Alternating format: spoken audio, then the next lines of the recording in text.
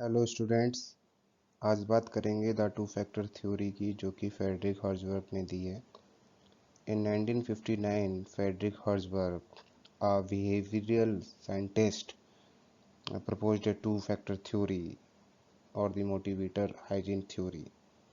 तो इस थ्योरी में इन्होंने मोटिवेटर फैक्टर्स और हाइजीन फैक्टर्स को ऑब्जर्व किया था, और इस थ्योरी के अनुसार उन्होंने यह माना था कि there are some job factors that result in satisfaction, while there are other job factors that prevent dissatisfaction।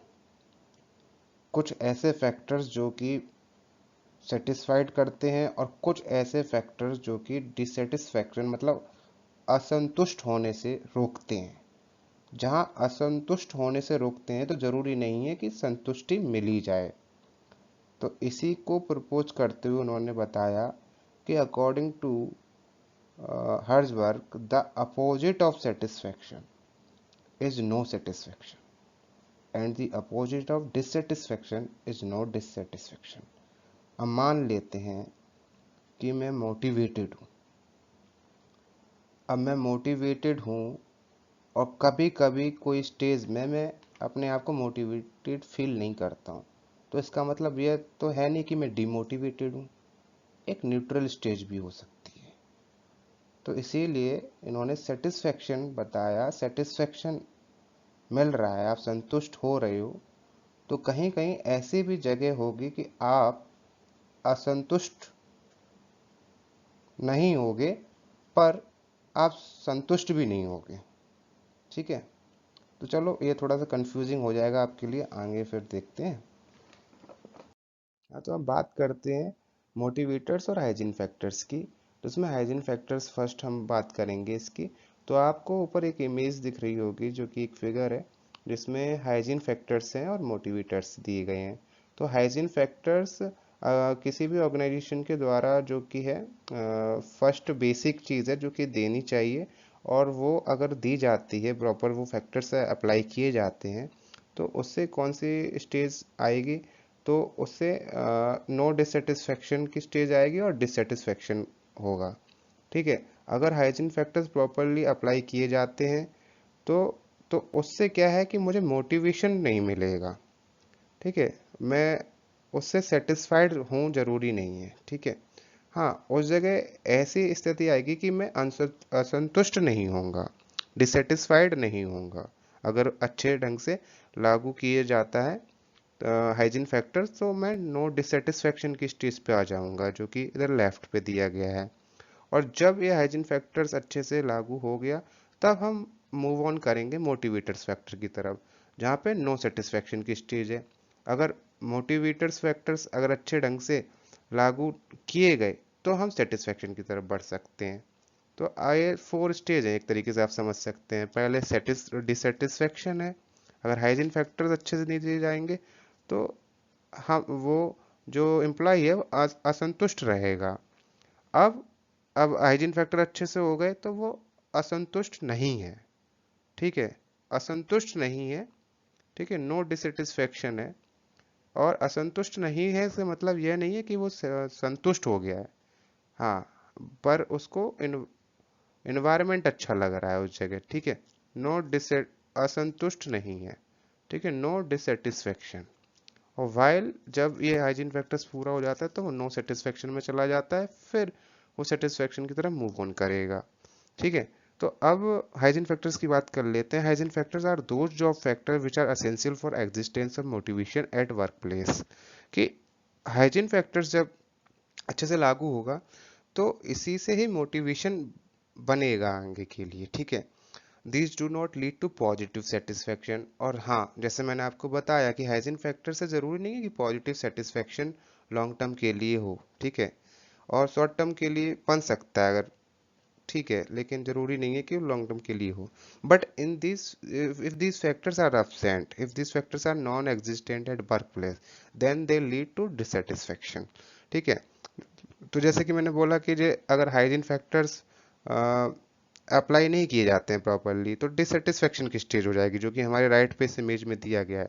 In other words, hygiene factors are those factors which, when adequate, reasonable in a job, pacify the employees and do not make them dissatisfied. These factors are extrinsic to work. Hygiene factors are also called as dissatisfier or maintenance factors.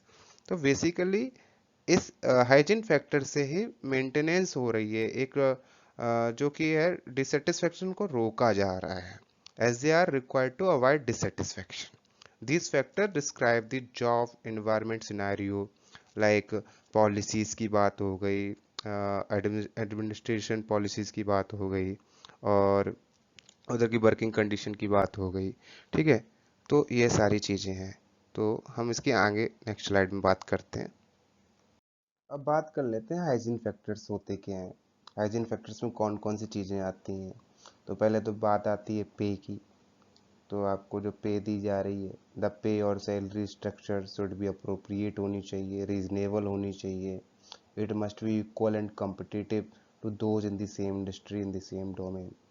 आप जिस department में काम कर रहे हैं, तो आपका colleague जो काम कर रहा है और आप काम कर रहे हैं और सेम पोजीशन में काम कर रहे हैं, तो जाहिर सी बात है कि आप इक्विटी इक्वल पे चाहेंगे.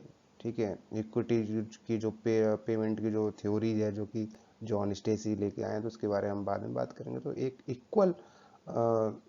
इक्वलिटी की बात करेगी, तो पे जो है हमें फेयर फेयर और ट्रांसपेरेंसी के साथ मिलनी चाहिए.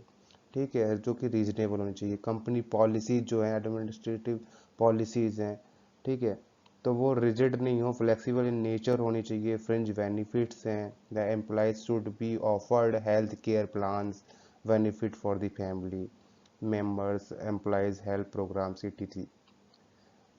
फिजिकल वर्किंग कंडीशंस हैं जो दिया गया है, तो उसमें सेफ होनी चाहिए, क्लीन होनी चाहिए, हाइजीनिक होनी चाहिए. The work equipment should be updated and well maintained. तो बात करेंगे जैसे सैनिटेशंस की फैसिलिटीज़ हैं कि नहीं, पानी की फैसिलिटीज़ हैं कि नहीं है.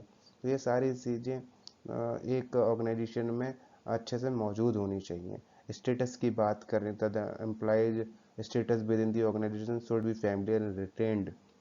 तो अगर उसको कोई स्टेटस आपने दे रखा है, आप जिस डेजिग्नेशन में वो काम कर रहा है, तो उसमें उसका एक डिग्निटी मेंटेन होना चाहिए, उसका एक रेस्पेक्ट उसको देनी चाहिए. ठीक है, एक बॉस और सबॉर्डिनेट के बीच जो रिलेशनशिप होना चाहिए, वो भी होना चाहिए. जैसे कि इंटरपर्सनल रिलेशंस की बात करें, तो वो एक नो कॉन्फ्लिक्ट होना चाहिए और विदाउट ह्यूमिलेशन होना चाहिए. ठीक, किसी को ह्यूमिलेट होकर काम नहीं करा रहे. एक पीयर ग्रुप होना चाहिए, जॉब सिक्योरिटी होनी चाहिए. ठीक है, तो these are the comes under the hygiene factors. Now motivational factors पे हम बात करेंगे. According to Herzberg, the hygiene factors can not be regarded as motivators. ठीक है, that's I earlier told you. और the motivational factors yield positive satisfaction. तो motivational factors हम positive satisfaction की बात करते हैं. ठीक है, it is just opposite of the hygiene factors. These factors are inherent to work. These factors motivate the employees for a superior performance. These factors are called satisfiers. These are factors involved in performing the job. Employees find these factors intrinsically rewarding. The motivators symbolized the psychological needs that were perceived as an additional benefit. Motivational factors include. तो ये बात इधर ये करना चाह रहे हैं कि एक पॉजिटिव सेटिस्फेक्शन की बात होती है अगर मोटिवेशनल फैक्टर्स जब आते हैं. और ये कब आएंगे, जब हाइजीन फैक्टर्स फर्स्ट कंप्लीट हो जाएगा, जब हाइजीन फैक्टर्स प्रेजेंट होगा, तभी मोटिवेशनल फैक्टर की तरफ बढ़ पाएगा कोई भी ऑर्गेनाइजेशन. ठीक है, अब मोटिवेशनल फैक्टर्स की बात करें, तो इसमें रिकग्निशन है. Recognition, the employees should be praised and recognised for the accomplishment by the managers. कोई वर्क कर रहा है तो उसको रिकग्नाइज करना चाहिए, उसको वोट ऑफ थैंक्स उसको बताना चाहिए, कि उसको क्रेडिट देना चाहिए कि हाँ, ये टाइमली अपने हिसाब से वर्क परफॉर्मेंस अच्छा दे रहे हैं, तो उस तरीके से उसको रिकग्नाइज करना चाहिए। Sense of achievement, the employees must have a sense of achievement, this depends on the job, there must be at a fruit of some sort in the job. जब भी कोई उसने ऐसी अपनी परफॉर्मेंस अच्छी अपनी बढ़ाई है, तो उसको टाइमली उसको पार्क्स अलाउंस वगैरह देते रहना चाहिए। ग्रोथ एंड प्रमोशनल अपॉर्चुनिटीज़, उसको टाइमली उसको डेजिग्नेटेड जो है, तो उससे उसको आगे भी ग्रोथ के लिए भी आगे बढ़ावा देना चाहिए। Responsibility, the employees must hold themselves responsible for the work, the manager should give them ownership of the work. तो उसको ओनरशिप भी दे, पार्टिसिपेशन भी दे, ठीक है, तो जिससे कि एक हेल्दी इन्वायरमेंट भी बन सके और इससे लगे कि लीडरशिप क्वालिटी भी निकल के आ सके, तो जिससे कि मोटिवेट होगा कि वो कि उसको भी एक ऑर्गेनाइजेशन में उसका भी कोई ना कोई रोल है। ऐसे ही meaningfulness of the work, the work itself should be meaningful, interesting and challenging for the employee to perform and to get motivated. कुछ ना कुछ ऐसा वर्क जो मीनिंगफुलनेस जो कि उसके डेफिनेशन से रिलेटेड है, वो वर्क। और कुछ वर्क जो कि एडवेंचरस, जो कि मतलब टास्कफुल की उसको करना ही है, कॉम्प्लिकेटेड है, लेकिन उसके लिए कुछ सीखने की कुछ चीज़ आ रही हैं, तो उसको वो एकदम अच्छे से ले। तो चुनौतीपूर्ण भले ही रहे, लेकिन वो फिर भी उसको अडॉप्ट करे और जिससे कि स्किल्स को एनहांस करते हुए आगे बढ़े। तो ये सारी चीज़ों की ज़रूरत होती है। तो ये सारी चीज़ें कब आएंगी? जब हाइजीन फैक्टर्स मतलब कंप्लीटेड कर लिए जाएंगे, तब मोटिवेशनल फैक्टर्स जो हैं, जो कि हमें पॉजिटिव सेटिस्फेक्शन देंगे। Student, Kita factors are also given by the Friedrich Herzberg. The full form of the Kita is kick in the ass factors. These are given in two ways: the negative or the positive one. The negative physical Kita factors and negative psychological factors and the positive factors. जब भी कोई manager, अगर कोई भी company में आपको job पे रखा गया है, तो आपको हाइजीन फैक्टर्स ना अप्लाई कर रहा है, आपको हाइजीन फैक्टर्स को मेंटेन नहीं कर रहा है, आपको प्योर कंडीशंस, आपको रिसोर्सेज नहीं दे रहा है, तो वो फिजिकल कीटा फैक्टर, नेगेटिव फिजिकल कीटा फैक्टर्स के अंडर आती है। जैसे कि बात करें रिक्वेस्ट ऑफ वर्क, जो कि आप करना नहीं चाहते हैं, तो आप पे रिक्वेस्ट डाल के आपको वो वर्क कराया जा रहा है, और क्रिटिकल फीडबैक दिया जा रहा है आपके काम के लिए। रिमूवल ऑफ रिसोर्सेज को हटा दिया जा रहा है, कि आपको कोई काम करने के लिए जो रिसोर्सेज को चाहिए, जो आपको वो रिसोर्सेज नहीं दिए जा रहे हैं। अपग्रेड इन द टेक्नोलॉजी हो गई है, लेकिन आपको प्रोवाइड नहीं कर रहा है, ठीक है। तो ये सारे नेगेटिव फिजिकल कीटा फैक्टर्स में आते हैं।